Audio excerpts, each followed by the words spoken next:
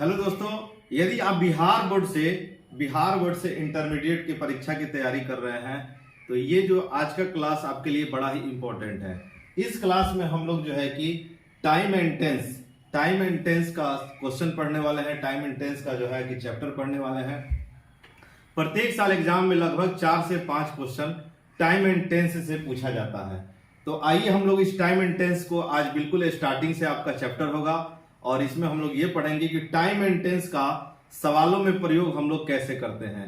आइए सीखने का प्रयास करते हैं। सबसे पहले आपको ये पता होना चाहिए कि टोटल टेंस 12 प्रकार का होता है, लेकिन टाइम एंड टेंस में 12 प्रकार के टेंस से सवाल नहीं आता है। उसमें से जो है कि सभी 12 प्रकार के टेंस से सवाल नहीं पूछा जाता है। इसमें कुछ ही टेंस ऐसे हैं कि जो आपको परीक्षा में देखने को मिलेंगे।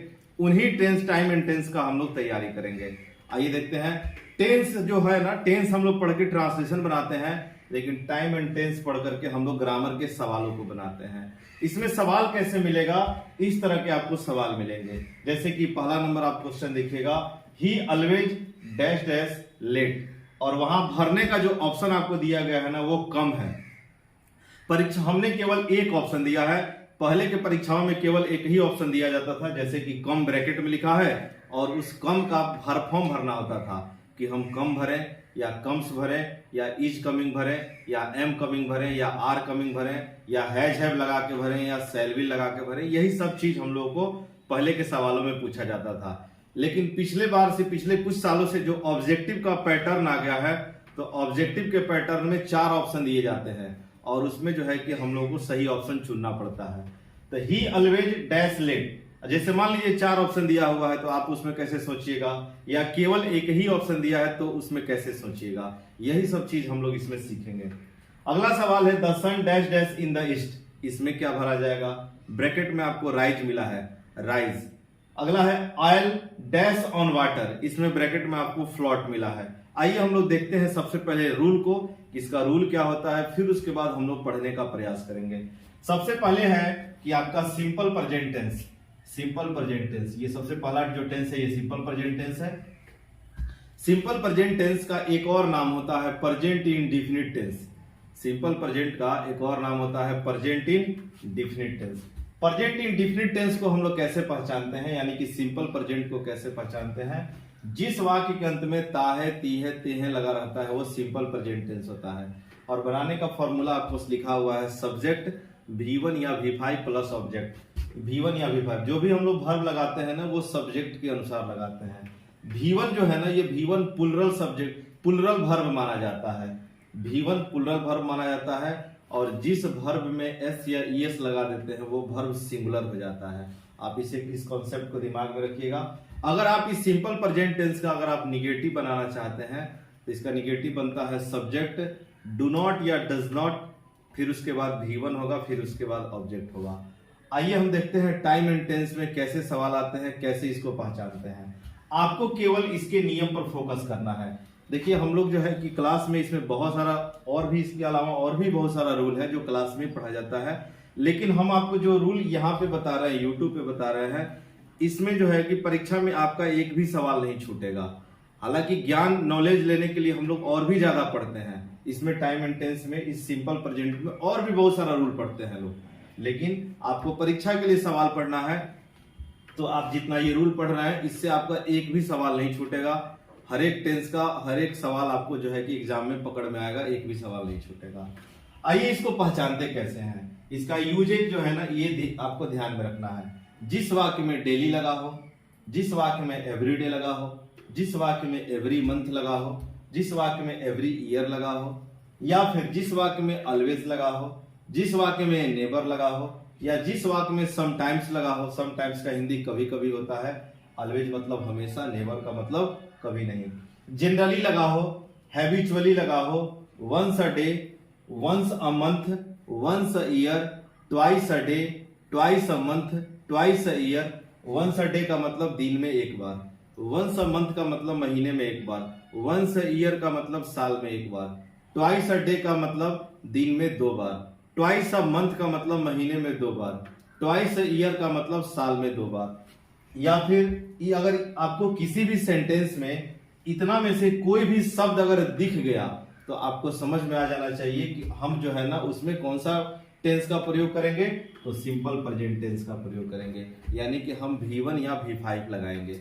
ठीक है, आपको ध्यान में रखना है। इसमें से अगर किसी भी शब्द अगर आपको किसी सेंटेंस में दिखाई दे दिया तो आपको इस टेंस का प्रयोग करना है, आपको V1 या V5 लगाना है, अकॉर्डिंग टू सब्जेक्ट लगाना है।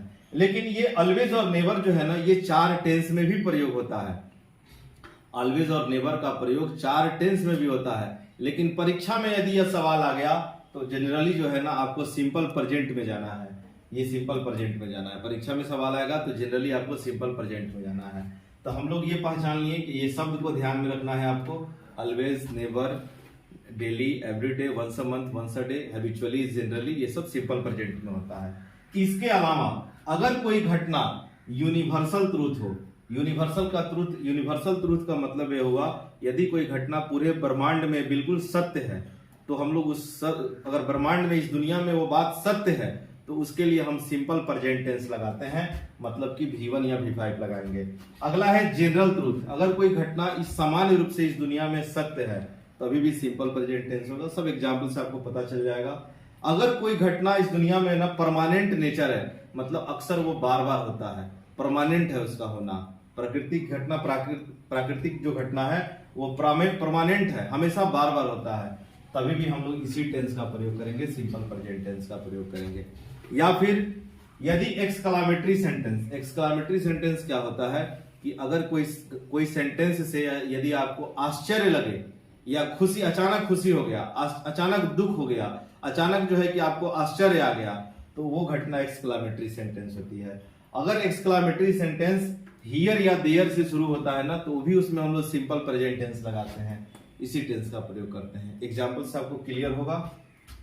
और अगला नंबर है कि इंपेरेटिव सेंटेंस भी, ये भी सिंपल प्रेजेंट में ही माना जाता है। ये V1 और ऑब्जेक्ट्स होता है इसमें, V1 या ऑब्जेक्ट, V1 के बाद क्या होगा, V1 और ऑब्जेक्ट। लेकिन अगर इसका निगेटिव बनाना होगा तो डू नॉट या डज नॉट से बनाते हैं, डू नॉट V1 ऑब्जेक्ट या डोंट V1 ऑब्जेक्ट होता है।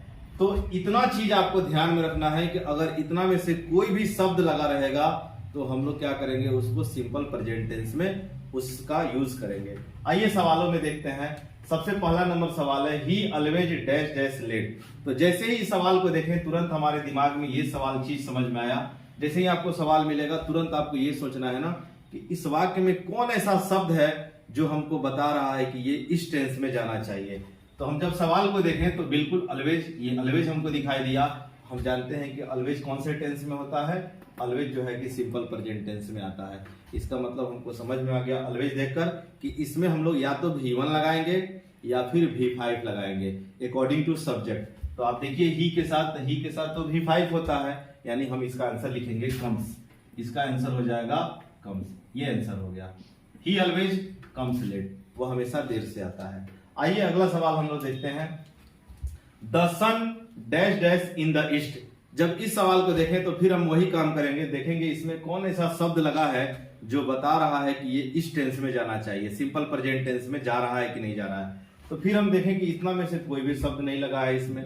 तो फिर हम क्या करेंगे, जब कोई शब्द नहीं लगा है तो हम सेंटेंस को गौर से देखेंगे कि हमारा सेंटेंस कहीं यूनिवर्सल ट्रूथ तो नहीं है, जो चीज ब्रह्मांड में सत्य वाला तो नहीं है, या जनरल ट्रूथ तो नहीं है, या फिर परमानेंट नेचर तो नहीं है। The sun dash dash in the east. सूर्य जो है ना, राइज का मतलब उगना होता है और ईस्ट का मतलब होता है पूरब, यानी सूर्य पूरब में उगता है। ये तो हम लोग यूनिवर्सल ट्रूथ है, ये ब्रह्मांड में दुनिया में सत्य है। जो बात ब्रह्मांड में सत्य है उसके लिए आपको सिंपल प्रेजेंट टेंस लगाना है। ये ब्रह्मांड में ये बात सत्य है कि सूर्य पूरब में उगता है, पश्चिम में डूबता है, मतलब कि इसमें सिंपल प्रेजेंट टेंस लगेगा, मतलब कि इसमें V1 या V5 लगेगा। तो आप देखिए इसमें सब्जेक्ट क्या है, इसमें सब्जेक्ट हमारा सूर्य है। सूर्य का एक ठो है तो एक ठो है, एगो है, यानी एक के साथ हम लोग वर्ब का 5वां रूप लगाते हैं, यानी कि राइज का 5वां रूप हो जाएगा राइजेज। ये राइज का 5वां रूप हो गया rises. The sun rises in the east, सूर्य पूरब में उगता है, आंसर हो चुका है। आइए अगला सवाल देखते हैं। Oil dash dash on water. Oil का मतलब तेल होता है, ऑन वाटर का मतलब पानी पर, फ्लोट का मतलब होता है तैरना। जैसे ही आपको सवाल मिला आप तुरंत ये चेक करिए कि इतना में से कोई शब्द तो नहीं लगा है। इतना में से देखे तो हमको कोई भी शब्द दिखाई नहीं दिया, फिर हम क्या करेंगे, इसको चेक करेंगे कहीं ये घटना ब्रह्मांड में दुनिया में सत्य तो नहीं है, या जनरल ट्रूथ, आमतौर पर ये जनरल ट्रूथ होगा, सामान्य या परमानेंट नेचर, उसका नेचर ही होगा। तेल जो है ना पानी पर तैरता है, उसका नेचर है, तेल का पानी पर तैरना उसका परमानेंट नेचर है। जब कोई चीज परमानेंट नेचर है मतलब कि उसमें सिंपल प्रेजेंट लगेगा, मतलब कि उसमें V1 या V5 लगेगा। तो हमको V1 या V5 लगाना है, ये समझ में आ गया। अब हम सब्जेक्ट देखेंगे, हमारा सब्जेक्ट आयल है। आयल, आयल यानी मटेरियल नाउन है। जितना भी मटेरियल नाउन है ना, जितना भी मटेरियल नाउन है वो सबका सब जो है ना अनकाउंटेबल नाउन भी होता है, और ये मटेरियल नाउन जो है ना ये सिंगुलर सब्जेक्ट होता है, सिंगुलर सब्जेक्ट होता है। सिंगुलर सब्जेक्ट यानी कि कैसा वर्ब लेगा, तो सिंगुलर वर्ब लेगा। सिंगुलर सब्जेक्ट सिंगुलर वर्ब लेगा। जिस वर्ब में एस या ईएस लग गया वो सिंगुलर वर्ब हो जाता है। अब बिना एस ईएस वाला प्लुरल वर्ब होता है, इसमें आप कंफ्यूज नहीं होइएगा। हमको सिंगुलर वर्ब चाहिए, यानी कि हमको एस ईएस वाला चाहिए। फ्लोट्स, FLOATS, इसका आंसर हो जाएगा floats, FLOATS, floats. Oil floats on water, तेल पानी पर तैरता है, इसका आंसर हो गया एस लगा करके। अगला जो सवाल है, he dash to school every day. फिर हमारा जो सवाल आएगा ना तो हम देखेंगे कोई ऐसा शब्द तो इसमें नहीं लगा है ना कि जिससे कि हमको ये पता चले कि ये इस टेंस में जाने वाला है। बिल्कुल आप लोग सही सोच रहे हैं, इसमें लगा है एवरीडे। तो इसमें एवरीडे लगा हुआ है, तो इसका मतलब एवरीडे देख करके ही हमको समझ में आ गया कि ये सिंपल प्रेजेंट टेंस में जाएगा, यानी हमको इसमें V1 या V5 भरना है, V1 या V5। तो सब्जेक्ट देखिए ही है, तो ही के साथ तो V5 होता है, यानी ही के साथ आंसर हो जाएगा गोज। इसका आंसर हो गया he goes to school everyday, वो प्रतिदिन स्कूल जाता है, इसका हिंदी हो गया। अगला सवाल है, ही नेवर डैश अलाइव। फिर इसमें वही चीज देखेंगे कि कोई ऐसा शब्द तो नहीं लगा है ना कि जो इस टेंस में ले जाएगा। तो आप बिल्कुल सही सोच रहे हैं। इसमें दिखाई दिया हमको नेवर। जैसे ही इसमें नेवर दिखाई दिया तुरंत हम समझ गए नेवर तो इसमें है, नेवर यानी कि हम सिंपल प्रेजेंट टेंस में लिखेंगे, यानी हमको V1 या V5 चाहिए आंसर में। तो ही है तो ही के साथ तो V5 होता है, इसका आंसर हो गया टेल्स। इसका आंसर ही नेवर टेल्स अ लाई, वह कभी झूठ नहीं बोलता है। आपको समझ में आ गया होगा।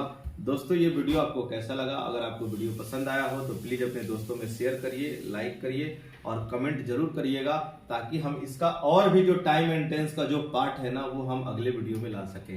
अगर आपको अच्छा लगा हो तो प्लीज कमेंट जरूर करिएगा, ताकि हमको इससे और भी मोटिवेशन मिले। और जो भी चैप्टर आप पढ़ना चाहते हैं बारी बारी से आप कमेंट में जरूर लिखिए, हम उसे जो है कि यूट्यूब पर जल्द से जल्द लाएंगे। थैंक यू दोस्तों, जय हिंद।